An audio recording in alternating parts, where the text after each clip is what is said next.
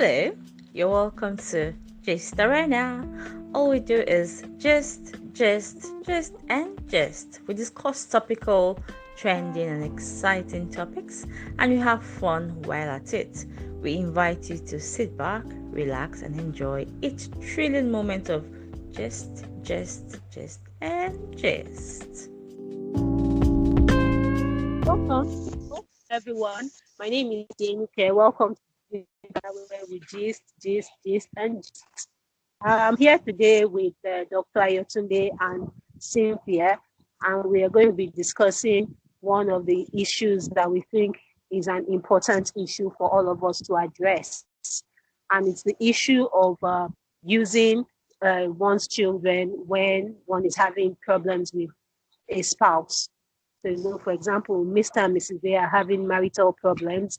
Maybe in some cases, they may even be divorced or separated, and they have kids between them. And Mr. A is using the kids to get back at Mrs. A, for example. Maybe he doesn't even pay school fees, or I've heard cases where the kids, when they go over to collect the money from their father, they're humiliated. The father talks to them anyhow before he gives them money, or he tells them that their mother is a useless woman, or in some other cases, it's the woman that is using the kids to punish the man. So yeah, people say that some men may be terrible husbands, but great fathers. But you have cases where the women even make sure that they don't get to see their kids because they are having problems with the husband. So I would like us to discuss this issue and analyze it. I would like to start with Cynthia. Cynthia, please introduce yourself and address the topic. All right. Good afternoon, everyone. My name is Cynthia. Cynthia. I'm speaking. Can you hear me? Yeah.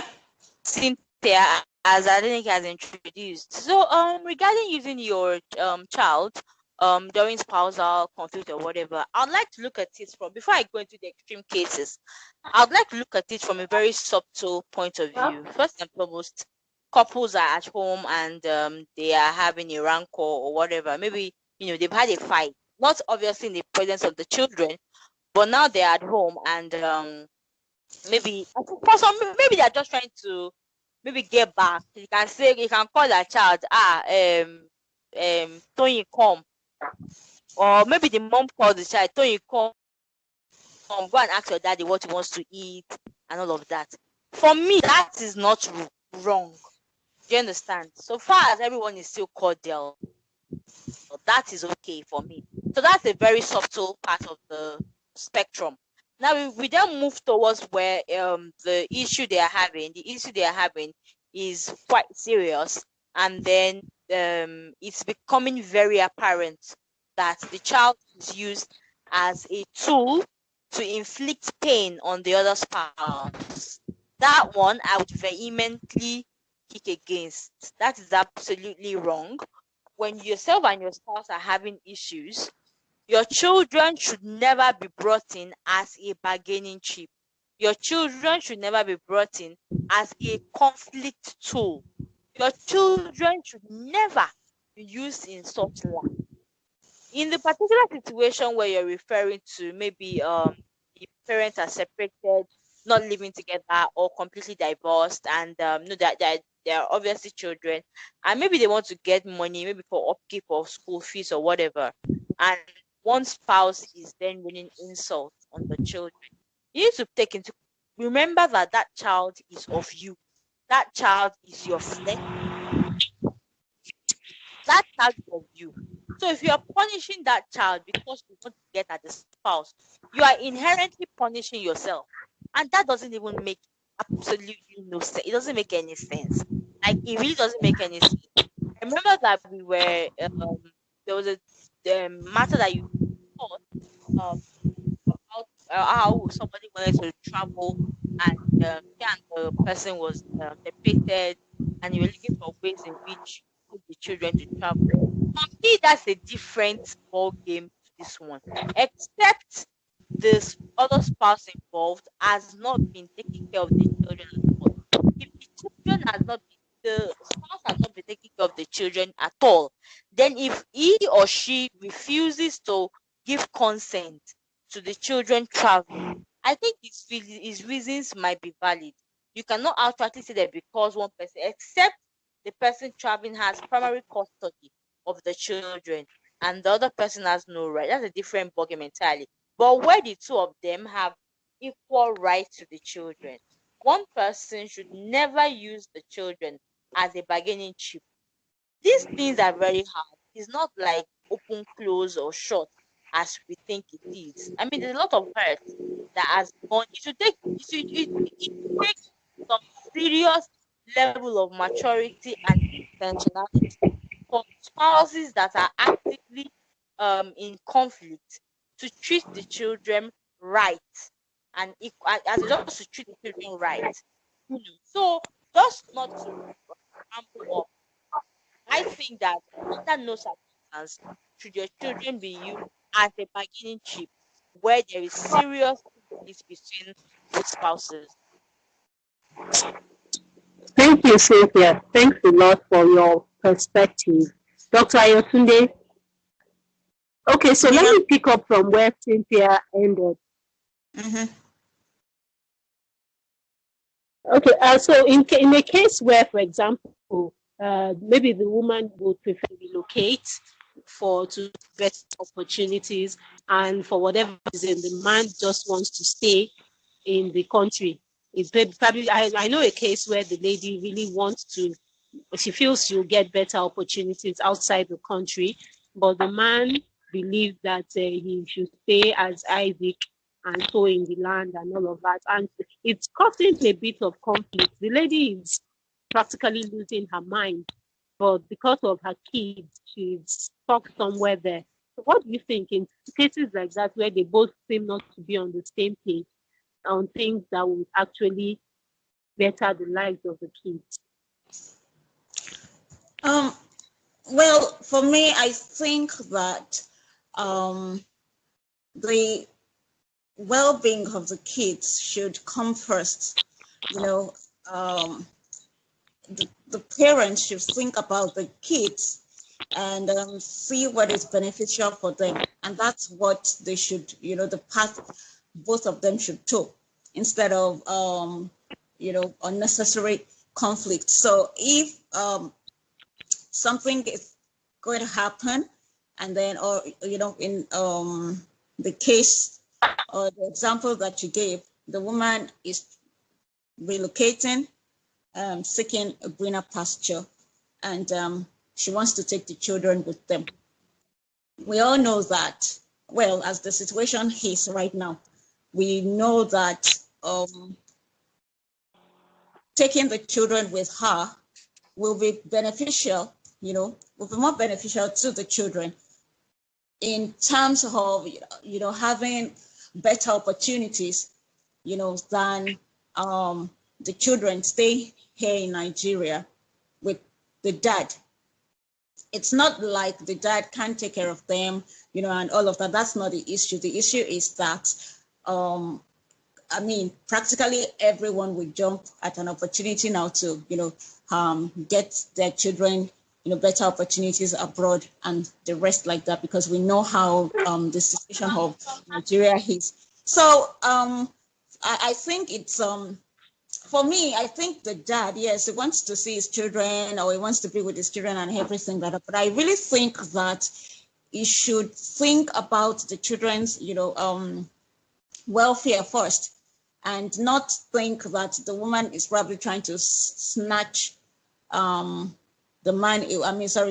children away from him, or whatever it is, or, just trying to sabotage the whole thing simply because he has conflicts, with the mother of his children. I think he should just think about the children first. If they travel, will it be beneficial, or not? And if it's beneficial, for these children to travel, then he should just simply allow them to go. I mean, at the end of the day, he's doing it for his children too, isn't it? So that's what I think. Okay. But for me, I really feel, I feel that most times. Hello, please, can I finish what I'm saying? Okay, please do. Okay, so I feel that most times it's if you really dig deep, in most cases, trying to say, oh no, this that, it's simply because of the conflict with the other spouse, and you just want to prove a point, or you just want to be stubborn and everything. No, nobody is looking at the children. Nobody is thinking of what they stand to gain or to lose in all of that. And I think that's pretty wrong. Okay. So thanks, Doc. Can Cynthia speak now? All right. So I wanted to speak on the example you just gave. Unfortunately, whichever spouse wants to relocate finds himself or herself in the situation where he or she has to beg the other spouse if they are not willing to release or give consent. Because if that case goes to court, I have seen the precedent for my answer is because I have seen a case like that. Or however, this case wasn't set in Nigeria, it's set I think in the US. Now, this is how the judge ruled. The judge ruled that initially, because the spouse wasn't giving consent, and he said, in this case, it was the woman that wanted to relocate, and the man didn't want to give consent. When the judge was going to rule, the judge said she puts into consideration the following. Number one, they both have equal right to the child. So the man was not a dead 50-50 custody they both have. So if she wants to take the children out of the jurisdiction, he needs to give his consent voluntarily. Now, the judge says since the man isn't giving that, she has to take into consideration that when those children were being born, like when the idea of mating for those children came into play, the both of you had a reasonable expectation of remaining in that place of residence. Do you understand? So in this case, the reasonable what's it called? The thought was that we were going to remain in Nigeria. So any which spouse has to continue to stand on that ground that the children should not leave Nigeria. Do you get? Yes, that was how the court ruled in that particular case. So I saw that case. So in the instance where the wife wants to relocate, instead of trying to prove or beg, she has to beg you. If it's the guy to beg her, appeal to this. It's unfortunate. That is why they both have equal right on those children. And where they cannot find a common ground on the equal right, and then the court has to come in, they would look at this reasonable what's the word I want to use? The notion at the time when they were conceiving that child was that they were both in Nigeria. That's how the court, I believe, is going to rule in such instances. So it's not a matter of emotional playing of, I want the child to stay. The man can believe that it's true, but in this instance, it does have upper hand because of the reason I just gave. Do you get? It's not only because it could be the woman. It could be that the man wants to take the children out of the country. But because at the time when they were mating or having those kids, the agreement, the agreement then, whether it was spoken on, the agreement kind of was the children remain in Nigeria. Do you get? That's the point of view that I'm going to come from. Okay. Can I ask a question? Yesterday has a question. Please go ahead with your question, Dr. Yesterday. Okay, so I want to ask this notion that the children were going to remain in Nigeria, or that they were going to remain in a particular country, Nigeria, as an example, is it assumed, or did they actually tell the court that they sat down, and they agreed, because I'm not sure, I wouldn't say that, couples don't, have such conversations, but then I'm not sure that a lot of couples, probably, or some couples have that conversation that, oh, we will never leave this country, we're going to remain in this country forever. So is it an assumption by the court that, because at the time they were having, sex, they didn't discuss, or they didn't say that the children that we call, did they even, because we have instances that, I mean, I don't even know how to say it, because there are at some point, where couples mate, it's not as if they are even discussing children or anything like that. So I don't understand this point that at that time that they were meeting, they did not say that the children that will come out of, because they may not even know that children will, at least from that particular exercise, that's one, that, children will come forth from it, but that's by the way. So I just want to know, is it that the court assumed that, or how did the judge know that these people have not even at some point, in their conversations, talked about maybe if they have opportunity, they will relocate or something like that. So how did that come about? That's what I want to know. And what happens if they had the conversation before that, if they have opportunity, or when they were still together, they will relocate or something? What happens in that case? So this judge, this was a preconceived, this is just a notion in court. Assume that if such discussion was not or done, then the children have to be resident in the country where they were conceived. Now, if during the course of their relationship or whatever, they've had discussions on relocation, that's a different game. They will bring that up in court. But where they never had such discussion, and where one party is now ready to relocate with the children and needs the consent, and the other spouse is saying, no, I don't want these children to travel out or travel abroad, that is when that kind of judgment kicked in. That's what yeah. Well, I wanted to ask another question, but then I don't think it matters anymore now, because I don't even know. I want to say, if the woman, let's say it's whichever party, whether the man or the woman, if the person decided to, okay, I'll let the children stay, I'll go because I need to go, and then tomorrow the other person now decides on his or her own, now, not even with consultation, with the other partner, to relocate to another country.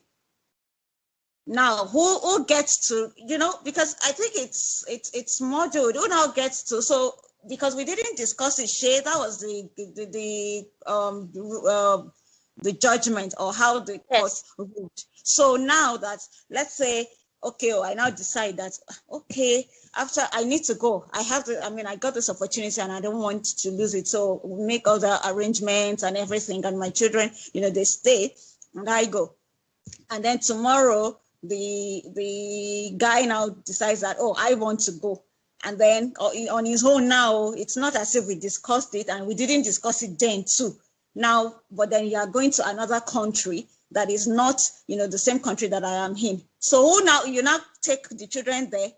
Is that now possible based on that kind of ruling? If that's kidnap, if one person, if the other spouse involved does not give consent for such, that is direct. There's no two way about it. That's these issues of children, the issue of children. That is why let me shine our eye before you can open leg without protection, and then you can do things that can make you to go and get children. You get that's it.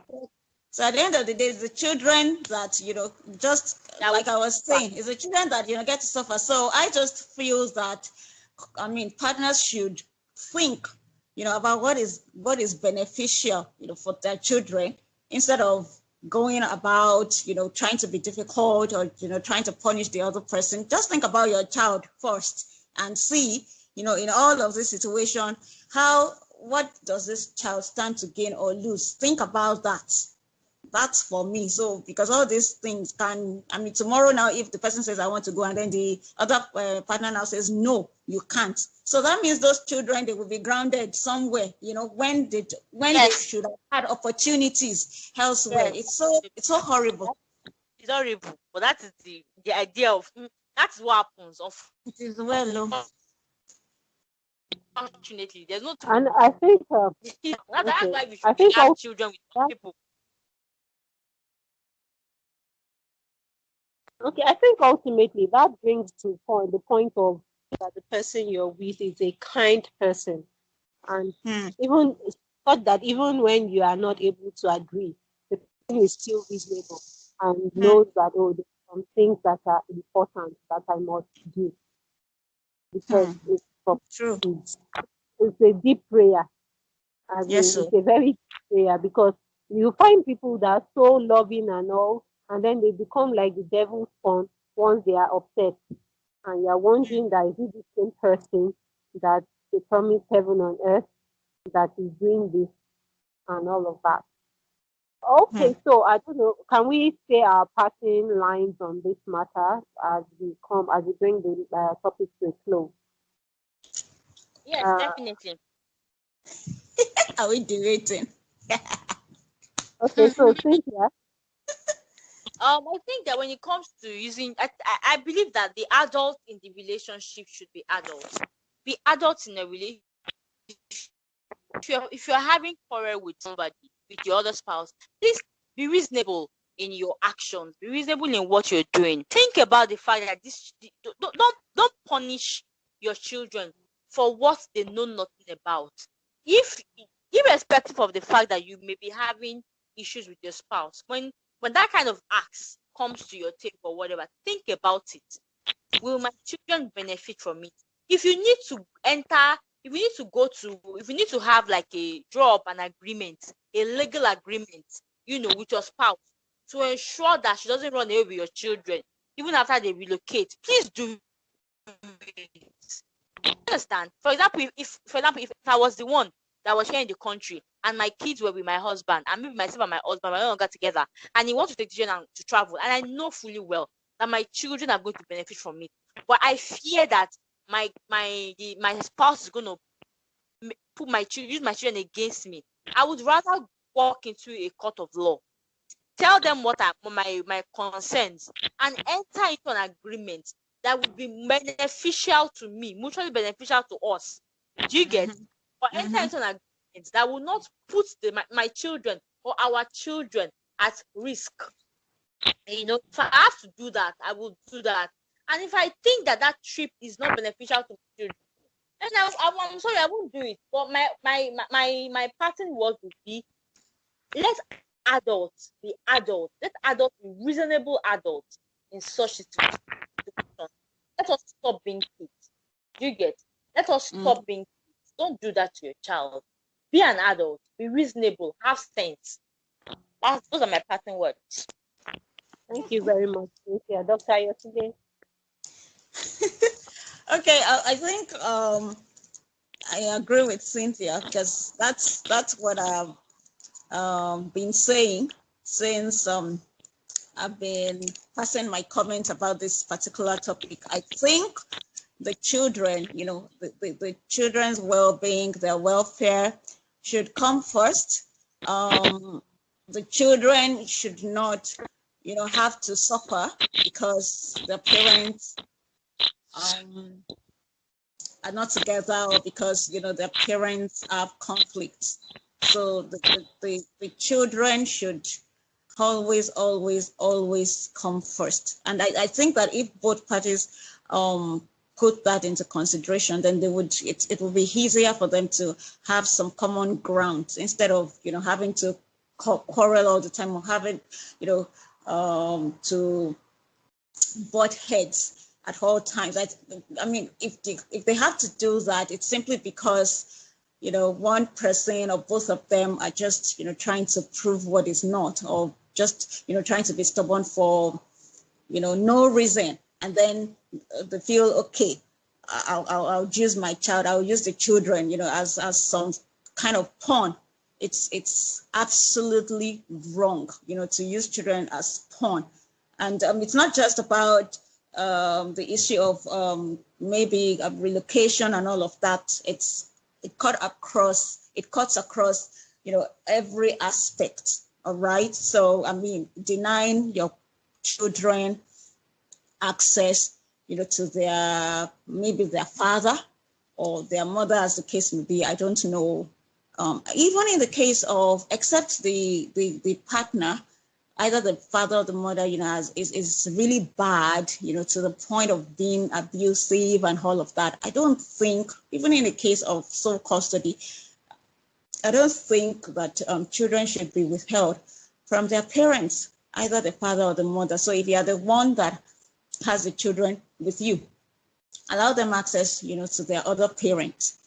Work out something, don't because you are grieved about something, whatever it is, you now, hold back children from having access, to their parents. I just think it's childish. I think it's wrong. I think it's all shades of wrong. So like Cynthia said, adults should simply be adults in a relationship, especially, that has children involved. So let children benefit, even if both of you are fighting. That is okay. You're adults. You would find ways of sorting yourselves. But these children are innocent.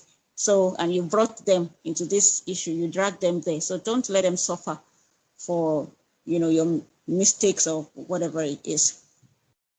Thank you. Thank you. So my parting line, I would expect that adults should behave as adults. However, I know that sometimes some adults still behave like children. My expectation is that in such cases, when it gets to the court of law, I hope and expect that the court will consider the interest of the children much more than what's cast in stone or what was written somewhere. I would expect that even if a family, if for example, let's go back to that relocation one. If the court can see that keeping the children back in the country is going to hurt them or is not going to be in their best interest, I would expect in such cases that the court should be able to rule in a way that doesn't put the children at risk. So if the children are going to benefit from relocating, I don't think there should be anything stopping the courts from having both the woman, if the woman is the one that wants to relocate the children, sign an undertaking that the man will still have access to his children, and then they grant her the right to go, instead of keeping her and the children just because the man is being childish, because he has not been able to prove why exactly he wants to keep his children in the country. That, for example, if, let's say he's not even taking care of them, he's not giving any money or anything, and he's just withholding consent because he can. My expectation is that in cases like that, the court should be more concerned about the welfare of the children, much more than whatever the letter of the law says. That's what I think anyway. Whether it will happen is another matter. Thank you very much for listening to us. Thank you for your time and all of that. Enjoy. Thank you. Bye. Bye. Bye. Bye. Yeah, off the mic.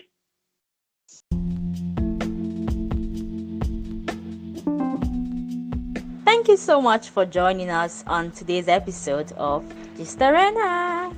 We hope you enjoyed the topic discussed. Please drop your comments and let us know what you think about it. We'll definitely love to hear from you. Until next time, bye!